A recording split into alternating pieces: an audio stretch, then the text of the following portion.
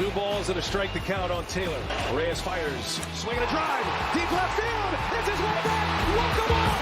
Let's Taylor.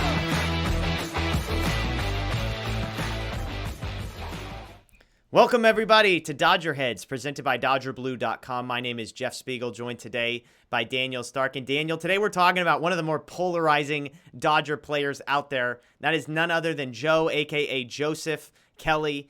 There was a report pre-lockout that maybe the Cardinals would be interested. He kind of fits the reliever profile type that they are looking for.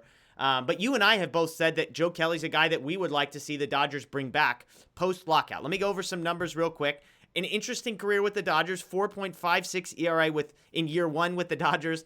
I was so far out on Joe Kelly after year one that I almost would have been comfortable just paying him to go away. He was a mess control-wise. He couldn't seem to get anybody out. No matter the situation, he seemed rough. He comes back in the following 2 years, short in 2020, 1.80 ERA. 2021, 2.86 ERA. So roughly the same number of innings in those 2 years as the year prior. He does really, really well. I like that he brings some nastiness to the bullpen. I like that he brings a little personality to a group out there. And the other thing I would add is for relievers, I feel like fit is a big deal. Fit with the manager, fit with the bullpen coach, fit with the environment, the stadium, etc. All of that seems to have come up roses with Joe Kelly as his time went on. So you and I, again, we both like Joe Kelly coming back. How interested would you be? Like, what would the numbers look like for you in a Joe Kelly reunion? Yeah. Like you said, both of us have kind of been all over, the entire offseason. I'd say numbers wise, you mentioned that, they declined his option, which was $8 million for one season. Part of that was because, the overall AAV on his other contract was bigger. So even if they weren't picking that up, they could have just, declined that and then signed him for 1 year's $8 million, and the AAV would be lower. So that helps for, salary cap or luxury tax purposes. But I'd say, he's probably looking for more than a 1 year deal. Like if he could get a 2 or 3 year deal, he'd take it. And the good news is, the more years you go, probably the lower AAV it'll be. So if you could get the guy at 1 year's $8 million, then if you go up to 2 or 3 years, you can maybe get him at, $6 million annually. And I think that's something, the Dodgers should be really interested in. You mentioned fit as being very important for relievers.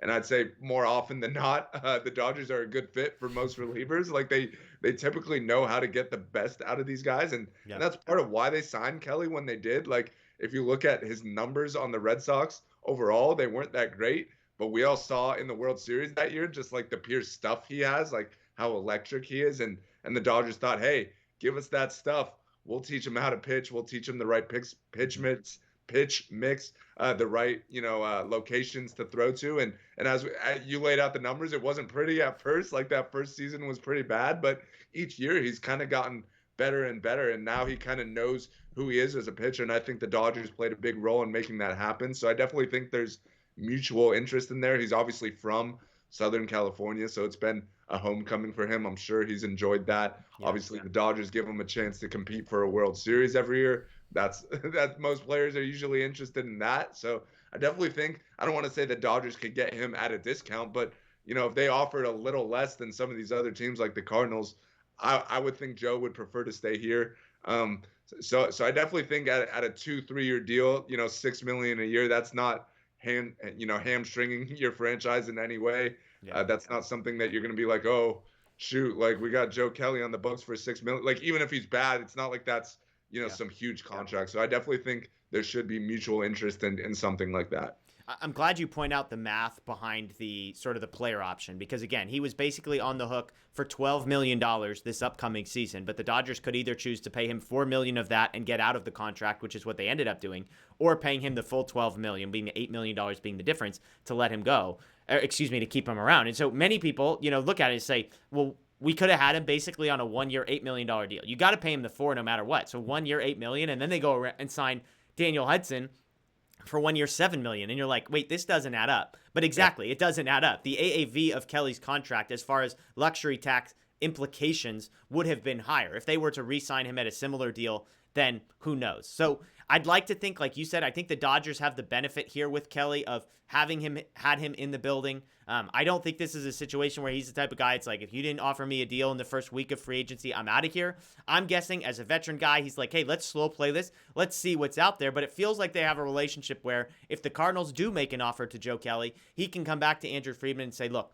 I've got 3 years, $21 million on the table. What do you want to do? Do you want to match that? Do you want to come close? And go from there. I don't think it's, hey, I'm pissed, I'm leaving. As you said, Southern California native, likes pitching in LA, seems to fit. And honestly, if Kenley Jansen doesn't come back, which I don't see a scenario where they re-sign Kelly and Jansen, but if Jansen doesn't come back, who knows? Kelly might like the idea of having an expanded role. Maybe he becomes a closer type with Trinan being the fireman, or maybe he's the lead fireman. So a lot to navigate there, but the Dodger bullpen, as we've said numerous times, in very good shape. They do not need Joe Kelly. They do not need Kenley Jansen. But if we're up to me, if we're up to you, we both like Kelly and would like to see him back in the Dodgers. So I'd love to hear from people in the comments below. Do you want Joe Kelly back? And at what number? If the contract was 3 years, $20 million, are you in or out? Let us know below. That's Daniel Starkin. My name's Jeff Spiegel. As always, we appreciate you checking out Dodger Heads, presented by DodgerBlue.com. Check out DodgerBlue.com for all the latest news. Dodger Blue 1958 on social media as well.